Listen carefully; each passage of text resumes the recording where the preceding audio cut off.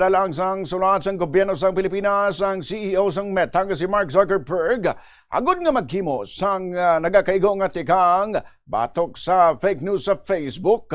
Sa joint letter sang Department of Information and Communications Technology kag Presidential Communications Office gintalakay ang lapnagon nga disinformation nga nagatugas ang kabalaka sa publiko sa ekonomiya kag sa national security. Kaupod sa mga ginapahayag sala nga mga impormasyon na may kangtanan sa ikaayong lawas ni Presidente Marcos, ginaaligar nga energy lockdown kag peke nga financial kag law enforcement advisories nga nagatugas ang panik sa publiko. Nag-request ang gobyerno sa Meta sang marasig nga pagkaka sa mga harmful content, 24/7 coordination kag mas klaro nga reporting system halin sa mga kompanya.